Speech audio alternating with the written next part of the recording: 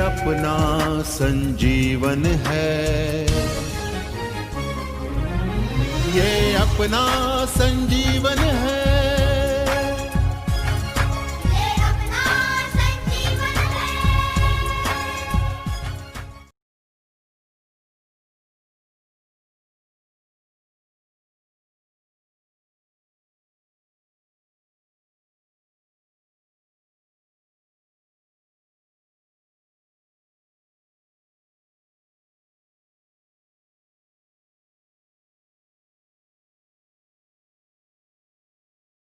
Hello बच्चों, आज हम वसंत भाग 3 कक्षा 8वीं से नया पाठ देखेंगे। पाठ क्रमांक 14 अकबरी लोटा, और इस पाठ के लेखक है अन्नपूर्णानंद वर्मा जी।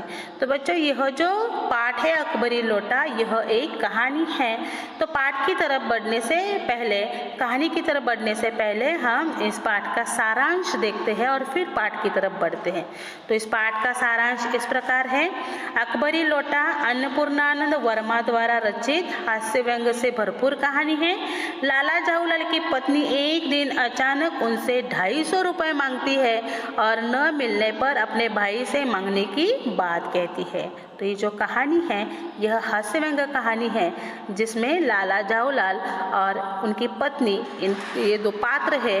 और अचानक एक दिन क्या होता है, जाऊलाल की पत्नी जाऊलाल से अचानक 250 रुपये मांगती है, और कहीं पर उसे पता था कि उसके पति उसकी ये मांग पूरा नहीं कर पाएंगे।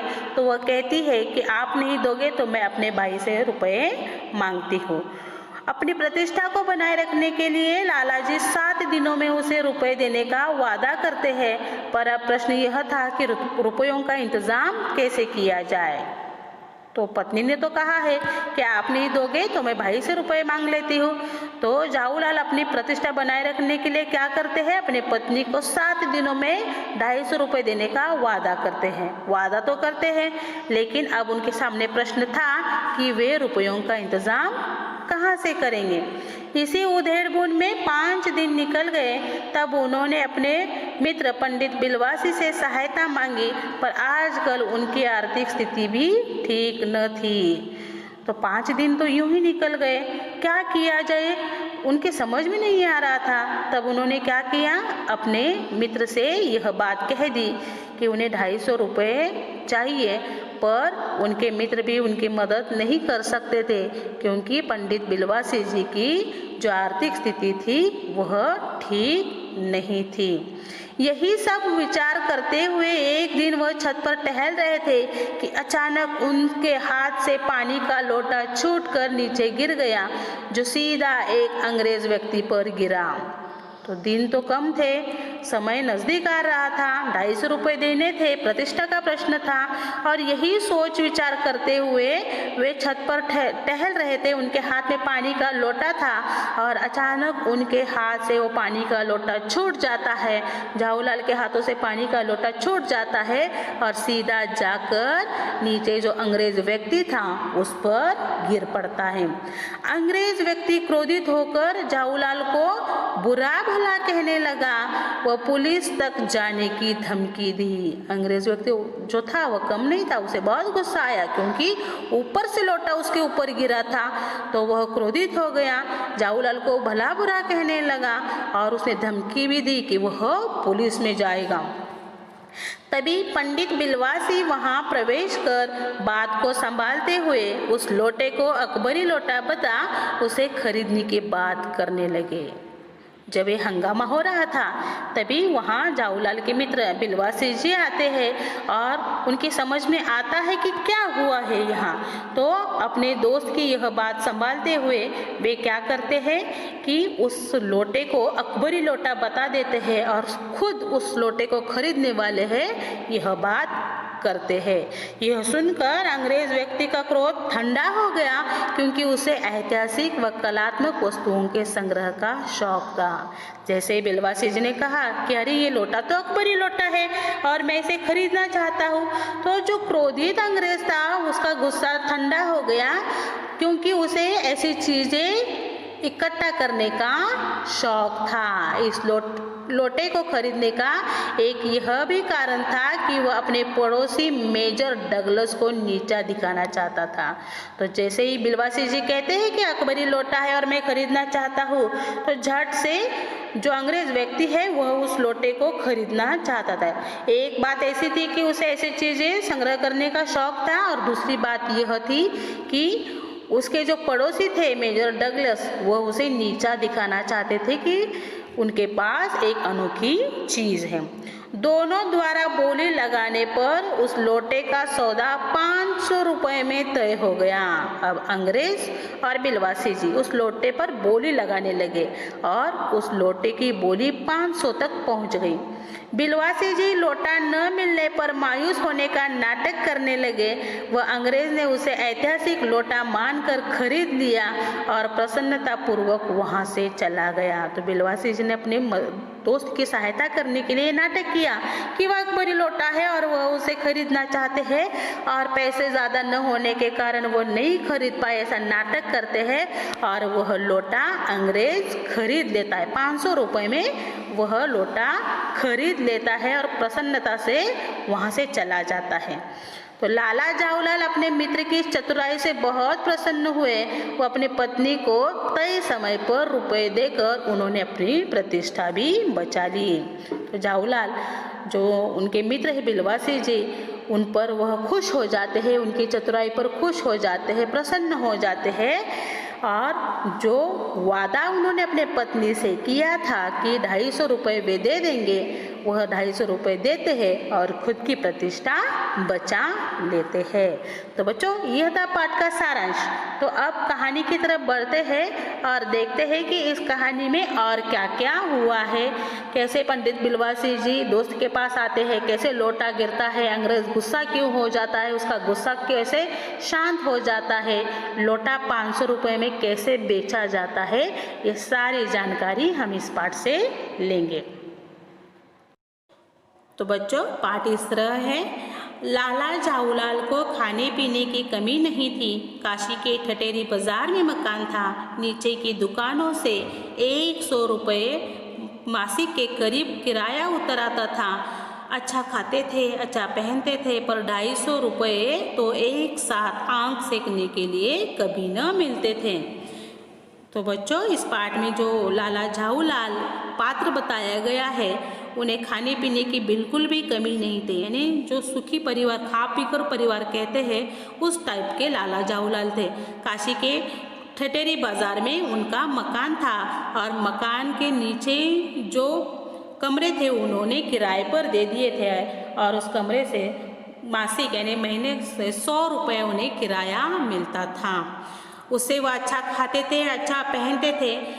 तो मासिक 100 रुपये उनके पास आते थे, लेकिन उन्होंने कभी भी 250 रुपये एक साथ नहीं देखे थे।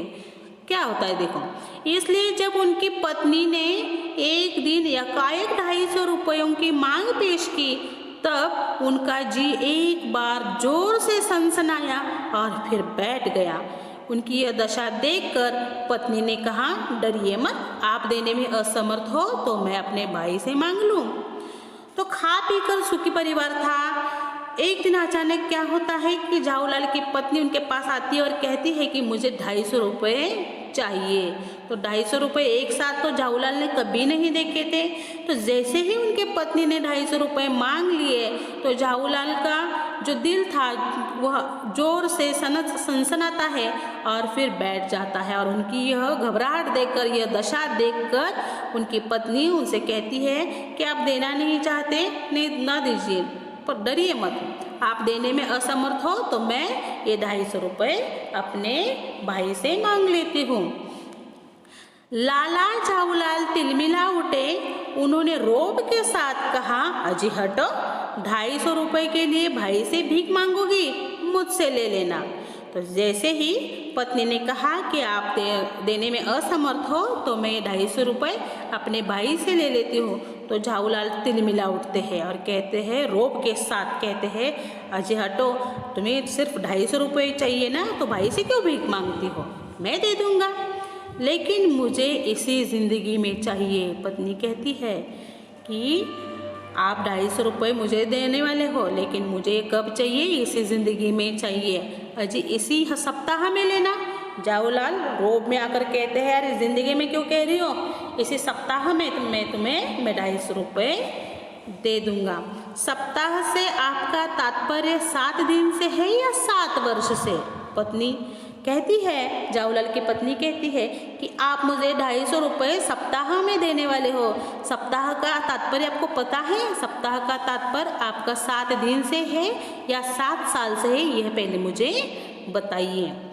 लाला जाऊलाल ने रोब के साथ खड़े होते हुए कहा, आज से 7वें दिन मुझसे 250 रुपये ले लेना।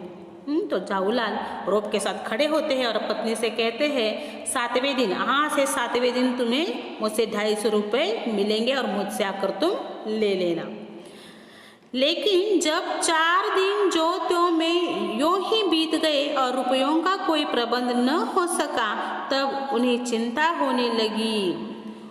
तो उन्होंने तो वादा किया था कि अपनी पत्नी को वो 7 दिन में 250 रुपये दे देंगे, लेकिन 4 दिन यूं ही बीत गए, रुपयों का प्रबंध नहीं हुआ। अब उनकी चिंता बढ़ने लगी। प्रश्न प्रतिष्ठा का था, अपने ही घर में अपनी साख का था। देने का पक्का वादा करके अगर अब दे न सके तो अपने मन में वह क्या सोचेगी? उसकी नज़रों में उसका क्या मूल्य रह जाएगा? अपनी वाह वाह के सैकड़ों गाथाएं सुना चुके थे, अब जो एक काम पड़ा तो चारों खाने चित हो रहे हैं। तो 4 दिन यूं ही बीत गए, पैसे का प्रबंध तो नहीं हुआ, तो क्या करें उनकी समझ में नहीं आ रहा था, क्योंकि प्रश्न था उनकी प्रतिष्ठा का, उनकी साख का, क्योंकि उन्होंने देने का पक्का वादा कर दिया था। और अगर पैसे ना देने पर वो सोचने लगते हैं कि मैं पैसे नहीं दूंगा तो पत्नी मन में क्या सोचेगी, उसकी नज़रों में मेरी क्या कीमत रह जाएगी। क्योंकि इससे पहले क्या हुआ था कि उन्होंने अपने पत्नी को बड़े बड़े बातें सुनाए थे, बड़े बड़े गाथाएँ सुना चुके थे, और अब एक काम बन पड़ा था, मतलब उन्हें 250 रुपये देना था और वह दे नहीं पा रहे थे। अब वह जो मुश्किल है, उस मुश्किल के कारण वो चिंता में आ गए थे। यह पहली बार उसने मुंह खोलकर कुछ रुपयों का सवाल किया था। इस समय अगर दुम दबाकर निकल भागते हैं तो फिर उसे क्या मुंह दिखलाएंगे? तो जाऊलाल सोचते हैं कि पहली बार उनकी पत्नी ने उनसे मुंह खोलकर कुछ रुपयों का मांगा था, और जाऊलाल ने भी बड़े रोब के साथ कह दिया था कि वे उससे रुपए दे देंगे। और अगर रुपयों का इंतज़ाम नहीं हुआ, अगर वे यहाँ से दुम दबाकर भाग निकले या पीछे हट गए तो फिर से अपनी पत्नी को कैसे मुंह दिखाएंगे? ये सारे विचार अब जाऊलाल के मन में चल रहे थे। तो क्या करते देखो जाऊलाल। खैर, एक दिन और बीता, मतलब आज 5वां दिन आ गया। 5वें दिन घबराकर उन्होंने पंडित बिलवासी मिश्र को अपनी विपदा सुनाई। तो 5वां दिन यानी 3 दिन रह गए सिर्फ, तो उन्होंने अपने मित्र बिलवासी मिश्र से अपनी ये विपदा सुनाई, उन्हें बताई। संयोग कुछ ऐसा बिगड़ा था कि बिलवासी जी भी उस समय बिल्कुल खुक थे, और संयोग ऐसा था कि उस समय उनके जो मित्र थे बिलवासी जी, वह भी खुक थे, मतलब उनके पास भी पैसे नहीं थे।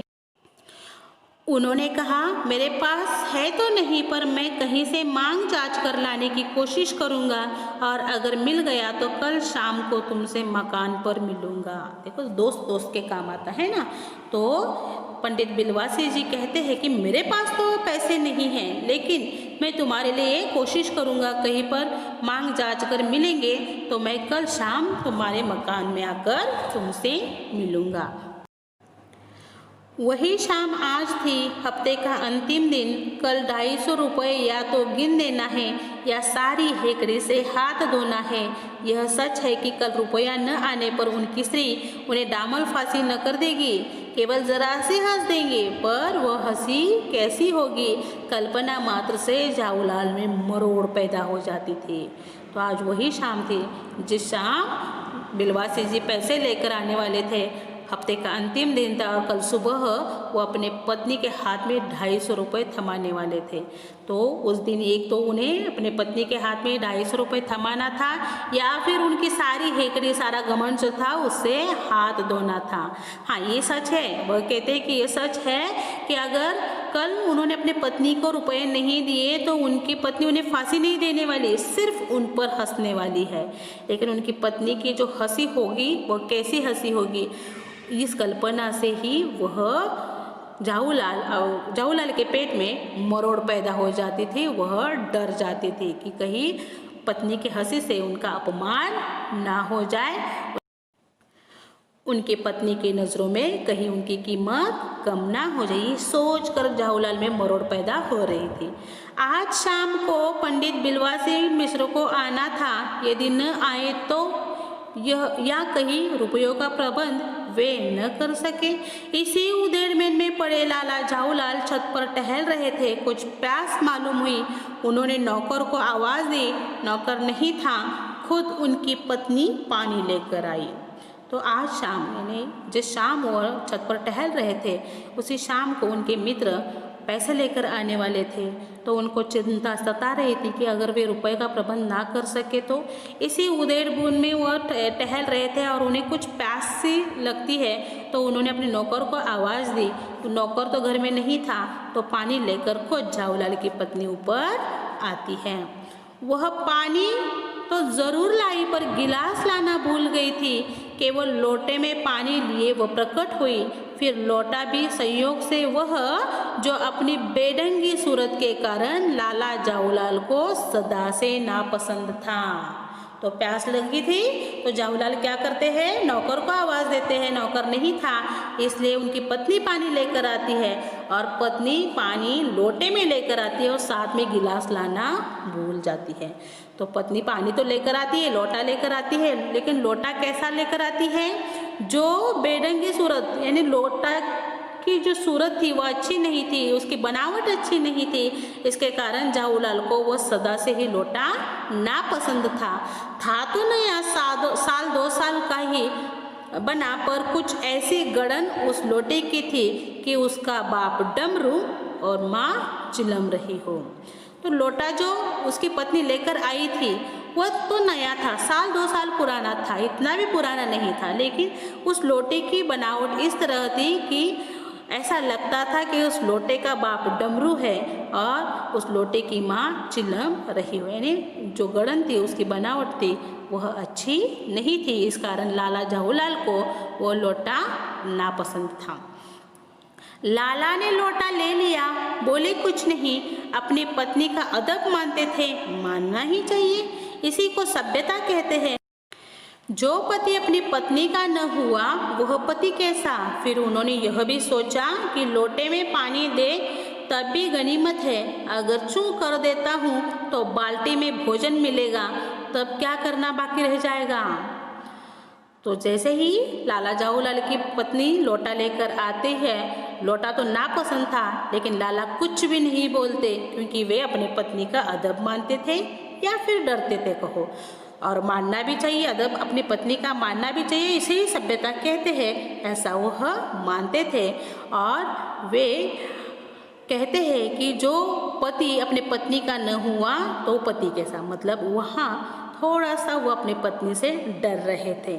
तो फिर उन्होंने सोचा कि आज वह इस लोटे में पानी लेकर आ गई है और इस लोटे के बारे में कुछ मैं कह दूँ तो मुझे वह कल बाल्टी में भोजन कराएगी। हाँ, तब क्या बाकी रह जाएगा, इससे बेहतर क्या है कि मैं ये लोटा ले लेता हूँ। लाला अपना गुस्सा पीकर पानी पीने लगे। उस समय वे छत की मुंडेर के पास ही खड़े थे। जिन बुजुर्गों ने पानी पीने के संबंध में यह नियम बनाए थे कि खड़े खड़े पानी न पियो, सोते समय पानी न पियो, दौड़ने के बाद पानी न पियो, उन्होंने पता नहीं कब यह भी नियम बनाया या नहीं कि छत की मुंडेर के पास खड़े होकर पानी न पियो। जान पड़ता है कि इस महत्वपूर्ण विषय पर उन लोगों ने कुछ नहीं कहा। तो लाला को लोटा देकर बहुत गुस्सा आ गया, लेकिन वो अपने पत्नी से कुछ नहीं कह पाते। तो गुस्सा वह पानी के साथ पी लेते हैं और उस समय वह क्या करते हैं, छत की मुंडेर के पास खड़े रहकर पानी पीते हैं। तो जब पानी पी रहे थे तब वे सोचते हैं कि जो बुजुर्गों ने पानी पीने के संबंध में नियम बनाए हैं, जैसे कि खड़े खड़े होकर पानी नहीं पीना चाहिए, सोने के समय पानी नहीं पीना चाहिए, दौड़ कर आने के बाद पानी नहीं पीना चाहिए, ये सारे नियम बुजुर्गों ने बनाए हैं। लेकिन उन्होंने शायद मुंडर के पास खड़ा होकर पानी नहीं पीना चाहिए यह नियम बनाने में भूल गए हो। तो इस विषय पर बुजुर्गों ने तो कुछ नहीं किया। तो क्या हुआ है देखो, यहाँ लाला झाऊलाल मुश्किल से एक घूंट पी पाए होंगे कि न जाने कैसा उनका हाथ हिल उठा और लोटा छूट गया। वह पानी पी रहे थे, 1-2 घूंट ही पानी के पिए होंगे और न जाने कैसा उनका हाथ हिल गया और वह लोटा उनके हाथ से छूट गया। तो यहाँ झाऊलाल कहाँ खड़े थे? तो छत के मुंडेर पर खड़े थे। तो क्या हुआ होगा देखो, लोटे ने दाएं देखा न बाएं, वो नीचे गली की ओर चल पड़ा। अपनी वेग में उल्का को लजाता हुआ वह आंखों से ओझल हो गया। किसी जमाने में न्यूटन नाम की किसी खुरापती ने पृथ्वी के आकर्षण शक्ति नाम की एक चीज इजाद की थी। कहना न होगा कि यह सारी शक्ति इस समय लोटे के पक्ष में थी। तो लोटा तो हाथ से छूट गया, लोटा जो छूट गया वो जा रहा था नीचे, उसने दाएं देखा न बाएं देखा, वो नीचे गली में जाकर चल पड़ा और उसका वेग इतना था कि जैसे कि किसी उल्का को लजा रहा हो, इतनी गति के साथ वह लोटा नीचे गिर रहा था। तो ये लोटा जब ऊपर से नीचे गिर रहा था तो लोटे ने ना दाएं देखा ना बाएं देखा, मतलब दाएं कौन है बाएं कौन है यह कुछ नहीं देखा। वह नीचे गली की ओर चल पड़ा। जैसे उल्का आगे बढ़ती है वैसे ही यह लोटा आगे बढ़ रहा था और बढ़ते बढ़ते आंखों से ओझल भी हो गया, इतनी गति के साथ वह नीचे चल पड़ा था। तो यहाँ न्यूटन का उदाहरण देकर यहाँ इस कहानी में व्यंग कसा गया है कि न्यूटन ने जो आकर्षण शक्ति के बारे में बताया था, शायद वो आकर्षण शक्ति सारी इकट्ठा होकर उस लोटे के पक्ष में गई थी, इस कारण वह गति से लोटा नीचे गली की ओर चल पड़ा था। तो लोटा कहा जाता है देखो, लाला को काटो तो बदन में खून नहीं, ऐसे चलती हुई गली में ऊंचे 3 मंजिले से भरे हुए लोटे का गिरना हंसी खेल नहीं। ये लोटा न जाने किस अनाधिकारी के झोपड़े पर काशी निवास का संदेश लेकर पहुंचेगा। कुछ हुआ भी ऐसा ही, गली में जोर का हल्ला उठा।